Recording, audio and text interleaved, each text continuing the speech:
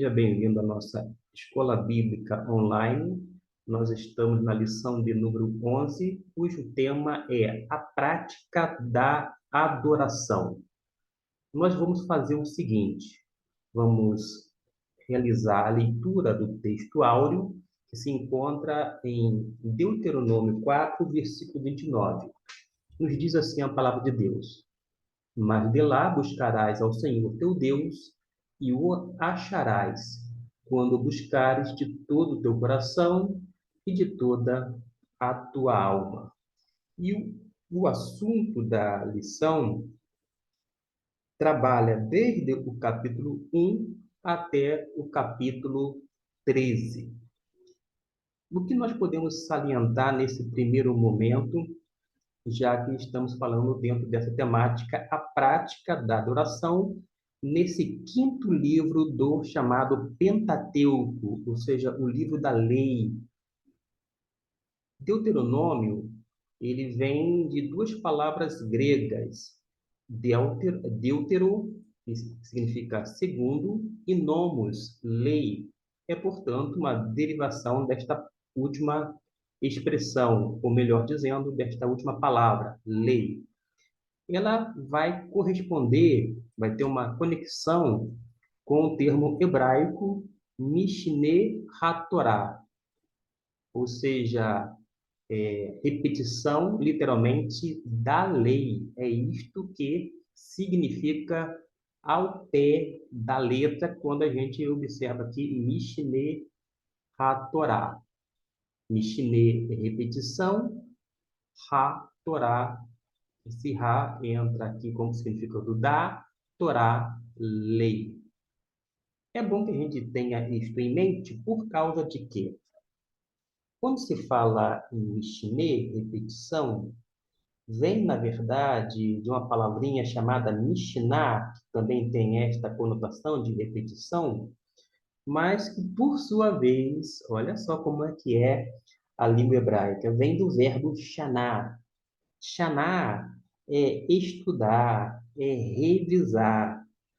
A partir do verbo shaná, estudar e revisar, surge a palavra Mishnah, por sua vez, a expressão Mishneh, indicando o quê? Uma repetição, visando então esta revisão. E a gente vai observar algumas outras expressões. Aí alguém vai dizer assim: seria uma lei nova? Num certo sentido, não, mas como ela vai repetir, como é que a gente vai compreender isto? É necessário, então, ter uma noção não apenas desse pano de fundo de Deuteronômio, mas ter em vista todo o Pentateuco. Por exemplo, a gente sabe que em Gênesis fala, entre outras coisas, sobre a criação do mundo, do homem, menciona até o capítulo 11 a respeito das nações, mostrando que Deus é o Senhor universal. A parte do capítulo 12 em diante mostra Deus fazendo uma aliança com Abraão para que, a partir dele, todas as famílias da terra fossem benditas. Quando chega no livro de Êxodo, nós vamos encontrar um assunto em questão. E qual é? A redenção. O Êxodo, a saída, mostra a redenção efetuada por Deus. E agora, Deuteronômio, qual é o pano de fundo? Já é agora o cumprimento da promessa. Isto mesmo. Deus já chamou, já libertou o povo lá do Egito, já resgatou, houve, portanto, aquela redenção. Agora o povo está no deserto, já passou vários anos, e há o cumprimento dessa promessa, porque eles estão, eu vou dizer assim, na beira do Jordão, bem próximo. Alguns vão entrar, outros vão ficar do lado de lá do Jordão, mas vai ver com seus olhos, vou dizer assim, o cumprimento da parte de Deus.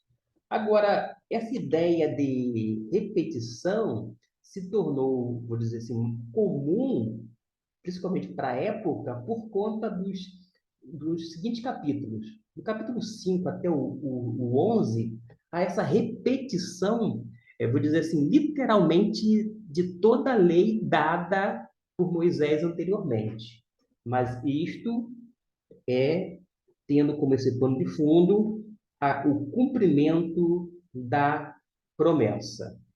E algo que a gente pode salientar aqui é o seguinte: ele menciona, o autor fala assim, ó, entre os hebreus, o livro era conhecido pelo título. E qual é o título dado no hebraico? Ora, tem uma palavrinha que no hebraico é davar, no singular. Davar é palavra. Agora, para se referir à forma plural do termo palavra, neste caso seria devarim, devarim. E é justamente o nome do livro de Deuteronômio em hebraico, Devarim. Devarim, e estas são as palavras, porque começa desta maneira. Estas são as palavras que Moisés falou a todo Israel. E começa com o termo em hebraico Devarim, e por isso é conhecido desta maneira. Nós podemos, então, deixando essas observações que são importantes para que nós venhamos avançar e venha, então, fazer, conforme o autor, essa revisão da história. Por quê? O livro de Deuteronômio, ele vai começar com uma revisão da história dos 40 anos de peregrinação, aquele tempo que o povo de Deus permaneceu ali no deserto. Note bem, apesar de passar 40 anos e haver muita reclamação, muita murmuração por parte do povo judeu, o que aconteceu? Sempre houve a proteção e a provisão da parte do Senhor. Não esqueçamos disto. O que a gente pode, então, falar um pouco mais sobre isto? E sobre esse período que engloba a chamada revisão da terra. É importante você ter em mente o seguinte: no capítulo 1, versículo 8, vai mostrar o tema, vou dizer assim, desse livro de Deuteronômio, que é sobre o cumprimento da promessa. Por quê? No versículo 8 fala: Eis que tenho posto esta terra diante de vós, entrai e possuí a terra. Observe que Deus agora não fala do êxodo, ou seja, da saída do povo do Egito, não traz à memória os grandes feitos realizados para libertar o povo, e muito menos vai mostrar alguma coisa fazendo alusão à aliança estabelecida lá com Abraão. Pelo contrário, não fala sobre o êxodo, não fala sobre a aliança, mas fala sobre esse cumprimento da promessa. E o tema, a gente pode dizer da seguinte maneira: é este aqui: entrai e possuir a terra, de acordo com o versículo de número 8. Naqueles 40 anos no deserto, Deus dá a direção ao povo. E essa direção divina o povo teve durante todo aquele período rumo a quê? Rumo à terra prometida. A terra que, na linguagem bíblica, mana leite e mel. É isto que nós aprendemos na palavra de Deus. Eu poderia destacar aqui, e eu vou ver se eu localizo o que estou projetando, sobre a revisão da história. Eu não sei se é possível você me acompanhar aqui no celular ou no notebook, mas pelo menos o que eu estou tentando projetar é o seguinte: é a parte em PDF da revista, que nos diz algo muito importante. Eu vou tentar fazer o grifo aqui, a partir desse momento aqui. A revisão da história. A revisão da história visava advertir o povo de que o Deus com o qual tinham aliança não conhecia outro igual a ele, ou seja, não há Deus como o nosso Deus, já diz o cântico. Por quê? Porque Deus era único. Quando a gente observa aqui que Deus era único, é só a gente atentar para o capítulo 6, no versículo 4, conhecido como Ashemá. Ouve, ó Israel, o Senhor nosso Deus é o único Senhor. Mostra apenas, não apenas que ele é único, mas que é o Senhor soberano dos céus. Porque quando apresenta Deus como Criador dos céus e da terra, está patente que ele é o Adonai, o Senhor absoluto, o Deus universal. E fora dele não há deuses. Fora dele não há nenhum tipo de divindade. Só ele é Deus. Ele não tem os outros deuses, porque os outros deuses são falsos. Ele é. E a gente vai observar que é, sem dúvida alguma, o único Deus. Mas abaixo, vamos ver o que a gente pode colocar aqui. Abaixo, nós vamos observar que, embora seja um Deus que se lembrava sempre de sua aliança, essa é a verdade, a aliança com Israel, ele é um Deus zeloso, um fogo que consome. Esta observação a gente pode ter lá no capítulo 4, versículo de número 24. Porque o Senhor vosso Deus é um fogo consumidor, é um Deus zeloso. Nesse sentido, Deus tem ciúme, no sentido positivo, não pejorativo. Ele tem ciúme, portanto, é o que nos diz a palavra de Deus. A gente pode trabalhar outras coisas aqui importantes. É, vamos tentar então prosseguir aqui. O que a gente pode então destacar para finalizar essa parte?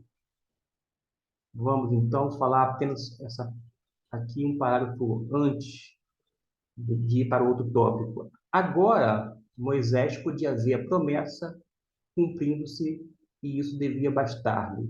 Deus tinha para ele planos ainda mais excelentes. O desejo maior de Moisés, conforme Êxodo 33, versículo 18. E é bom que a gente leia. Se você não sabe de qual é salteado, eu particularmente não sei, e por isso me reporto ao texto bíblico, para me situar, diz assim: Moisés disse ainda: rogo-te que me mostre a tua glória. Ele pediu para ver a glória de Deus.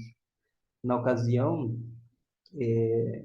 o desejo maior de Moisés se cumpriu. Ele veria a glória de Deus face a face para sempre.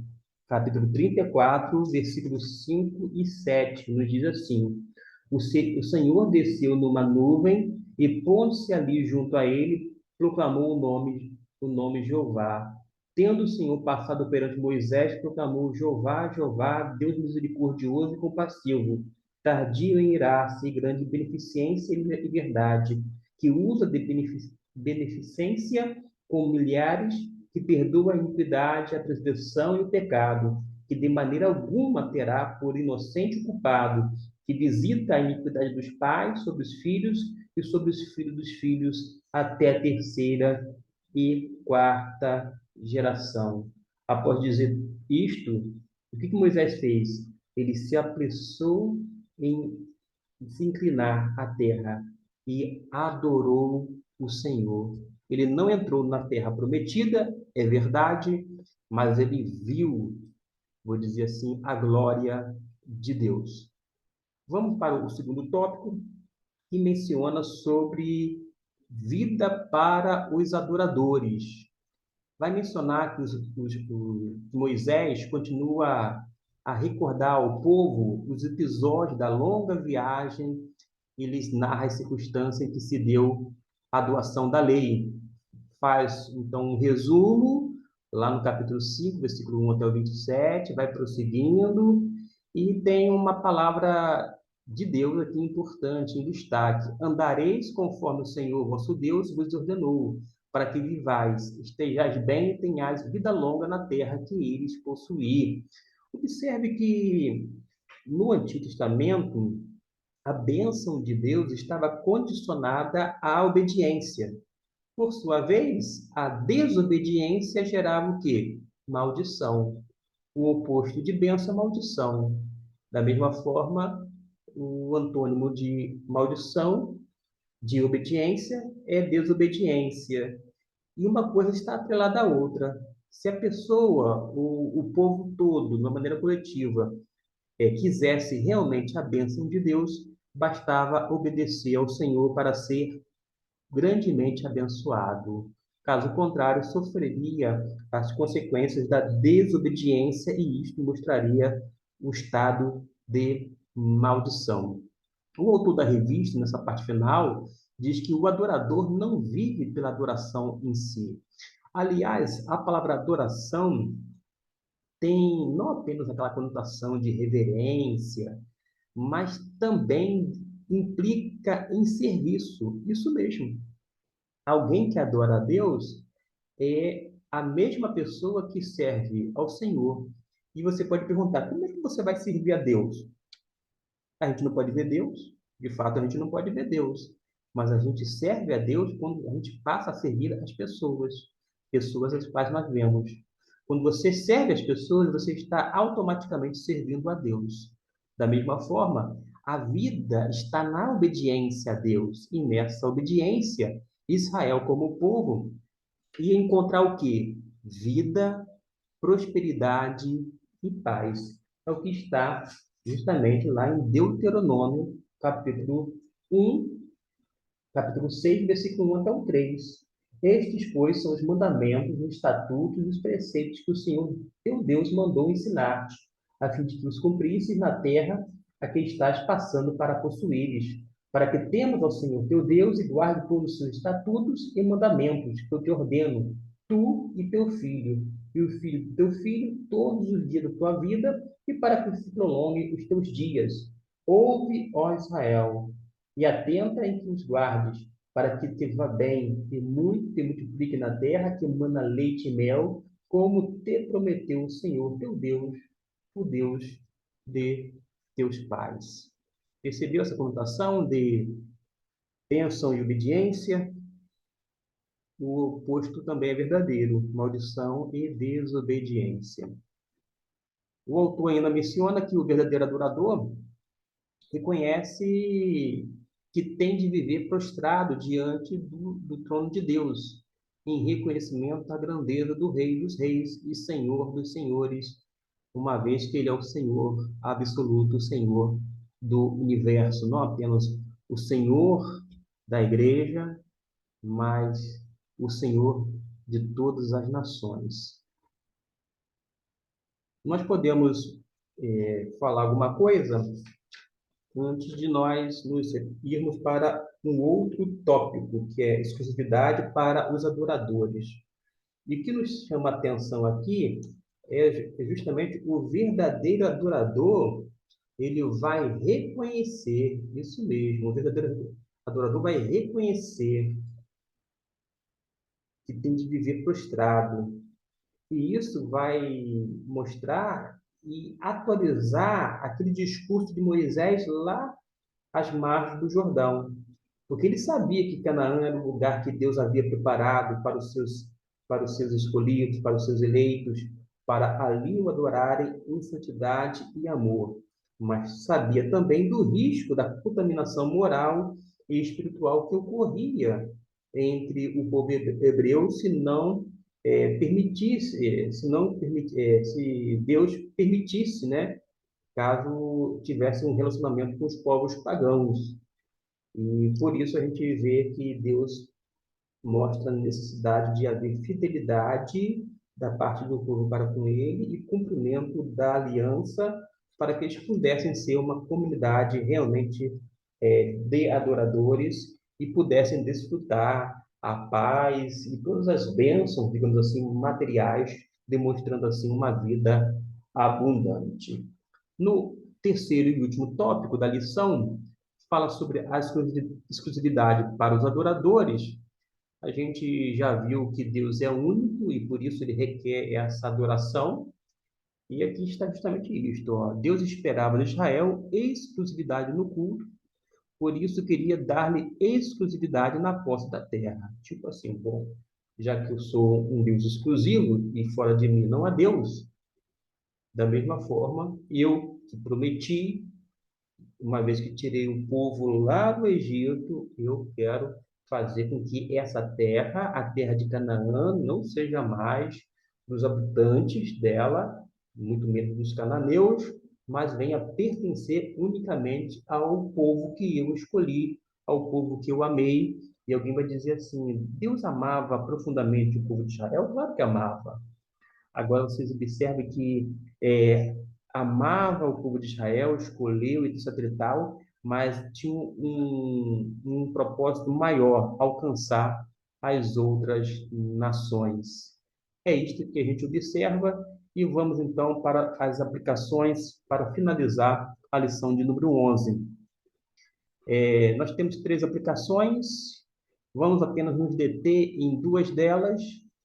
O propósito da atitude que Deus espera de seus adoradores. Aí vai citar uma frase de Richard Foster, onde ele vai resumir o que Deus esperava de Israel e automaticamente espera de nós. Ele diz assim: se a adoração não nos impulsionar para a maior obediência, ela não é adoração. E quando fala em obediência, o Foster fala em obediência, logo implica em serviço. A terceira, no caso, é a segunda que nós estamos analisando, mas é a terceira que está na revista. A alegria do verdadeiro adorador deve ser expressa no culto, seja este privado, seja comunitário, mas sempre de modo racional e com a mente renovada. E ele fecha dizendo que a renovação da mente pela obra do Espírito Santo vai incluir a renovação do conceito de alegria. E é isto que a gente precisa fazer e ter em mente.